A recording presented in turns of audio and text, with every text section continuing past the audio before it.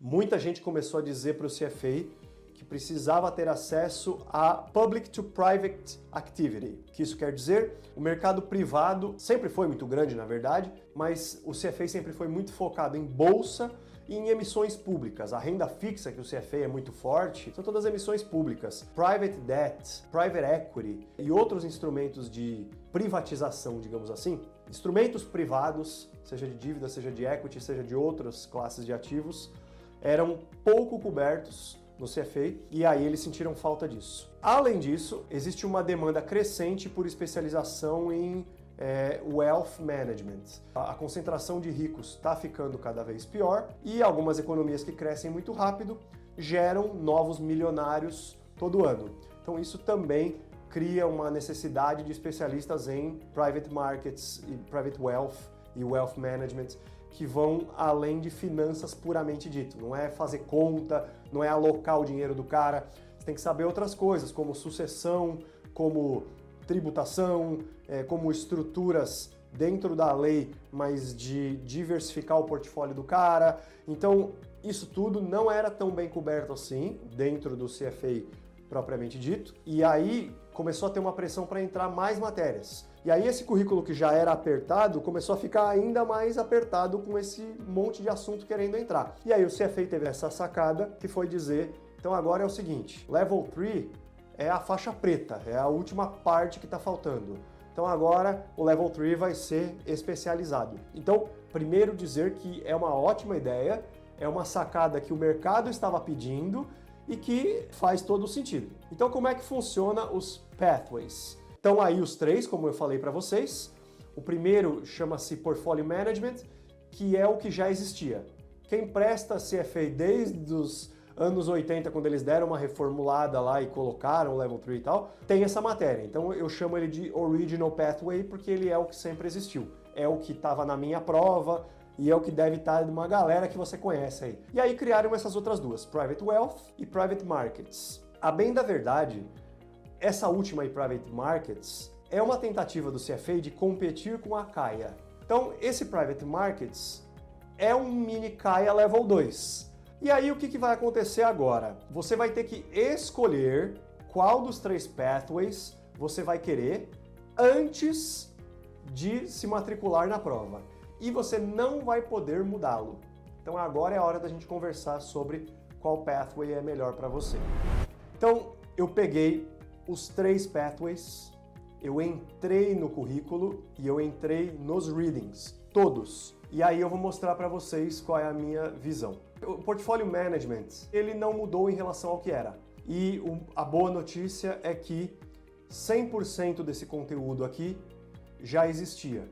Então quem tem livros de 2024, quem tem bancos de questão de 2023 e tal, é o material de 2025 para esse tópico em específico. É isso, Portfolio Management, nenhuma novidade. O de Private Markets, note que ele não tem 8 tópicos como o outro, então parece que é ligeiramente menor, e alguns vão coçar a mão e vão dizer, pô, é isso que eu vou fazer, deve ser um pouco menor. Só que não, tem alguns readings que são maiores em quantidade de página, e eu queria chamar a tua atenção para o número 3, Private Equity. Tem muita coisa que se fala nesse reading que já estava no reading de Level 2. Quem tem a matéria Alternative Investments em Level 2, tem essa matéria lá dentro. E você vai ver que alguns conceitos estão lá e estão aqui. E aí isso causa um certo incômodo em mim, porque o CFA claramente diz que ele não testa assuntos que já foram testados em outro level. Portanto, se esse assunto está aqui e está lá, se ele estava como LOS lá no Level 2, ele com certeza não vai cair aqui. E aí a pergunta que fica, então o que é que vai cair aqui? E aí muita coisa que realmente é novidade, era muito en passant até o Level 2 e agora vai entrar com mais profundidade. Tentando fazer um depara, a gente conclui que 20% desse material existia até então. E por fim, o Private Wealth está aqui, também são 7 tópicos. Esses 7 tópicos são mais ou menos do mesmo tamanho, não é que nem o de Private Markets, aqui os tópicos são mais ou menos do mesmo tamanho, só que é um número muito maior de leitura e não muito grande de contas. Quem faz CFA geralmente gosta de conta. Aqui é muito modelo de atendimento, muito aqueles diagramas enormes, muita tese de sociologia, e isso me dá um certo incômodo, porque depende de interpretação, de um soft skill, de uma sacada que pode não ser a mesma para todos os candidatos. Tentando fazer o mesmo depara daqui para com os outros, a gente conclui que mais ou menos uns 65% deste conteúdo aqui já estava no Level 3 de hoje. Resumo da ópera aqui. Primeiro pathway continua como está. Segundo pathway é uma baita desbravada, porque você não tem quase nada. E esse aqui é uma desbravada boa, mas com um caminho já meio considerável. Portfolio Management. Já falei 2 vezes, vou falar a terceira. Same as always. As matérias estão lá, as questões sobre isso estão lá, as pegadinhas que podem aparecer em prova são difíceis, mas são conhecidas.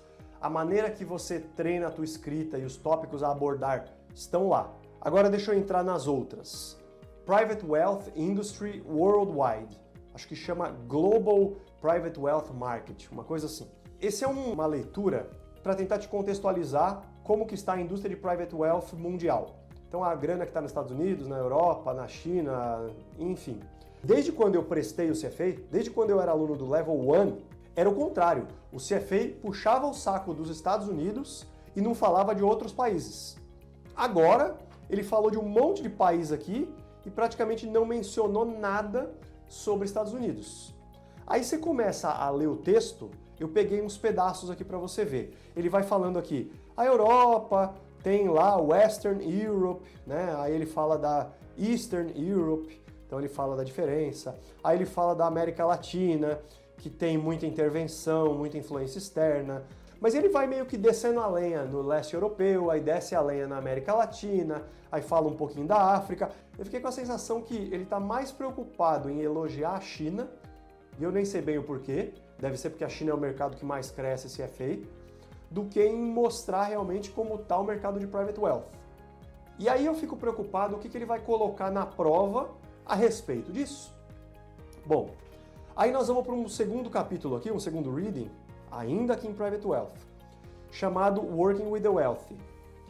Tem alguns erros conceituais aqui. E aí eu fui para Private Debt, que é o outro pathway. E eu confesso para vocês que é o que eu estava mais animado, é o que eu estava mais otimista. Porque para mim era um mini Caia. Eu queria saber, será que ficou parecido com a Caia e tal?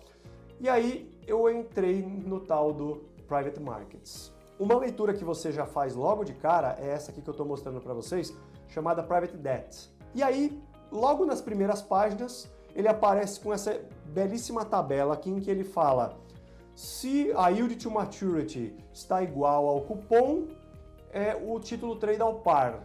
Se a yield to maturity é maior do que o cupom, ele está tradando a um desconto. Aí você começa a pôr a mão na cabeça e fala, mano, isso é o primeiro capítulo da matéria renda fixa do Level 1. O que você está fazendo aqui no Level 3, onde supostamente são só cobras criadas? Aí você continua lendo, ele começa a explicar o que é convexidade. Por que a convexidade influencia no preço do título? Você fala, mano, isso é Level 1. E aí, eu não estou dizendo que essa informação não seja útil. Ao contrário daquela ali das culturas na Coreia e na África do Sul. Aqui é uma informação útil, só que, de novo, o CFA não vai testar no Level 3 algo que ele já testou no Level 1 e no Level 2. Então, se isso tudo está aqui nesse currículo, eu me pergunto, o que vai cair na prova? Então, para aqueles que trabalham com isso, que têm certeza que Private Wealth é a sua vida e é o que quer, deve ter conhecimentos novos e profundos que você vai adquirir, ainda que fujam bastante de finanças puramente dita. E Private Markets está uma porcaria. Está uma cópia do Level 1 e do Level 2, e aí eu prometi que eu não ia ficar em cima do muro. Se eu fosse vocês, se alguém aí trabalha com Private Equity, ou com Private Debt, ou com Private Real Estate, vai fazer Caia. Caia é bom pra caramba, é profundo pra caramba, e existe uma linha entre o Level 1 e o Level 2 da Caia que te permite ir aprendendo e crescendo. Aqui ficou meio jogado. Então é a única coisa que para mim destoou demais do padrão de qualidade que o CFA tem. O Private Wealth não vou dizer que tem uma qualidade baixa, mas vou dizer que não é finanças puramente dito, é sociologia, geopolítica, sei lá o que é aquilo, mas não é finanças.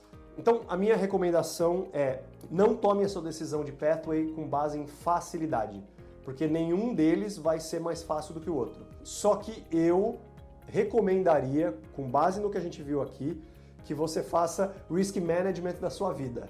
O que eu quero dizer com isso? O que é mais conhecido tem menos incerteza. Menos incerteza é menos risco. Então, os mais conhecidos, mais bem escritos e com bibliografia mais consolidada, tem menos chance de você ser pego de calça curta. Você sabe o que tem que estudar e você sabe o que vai cair.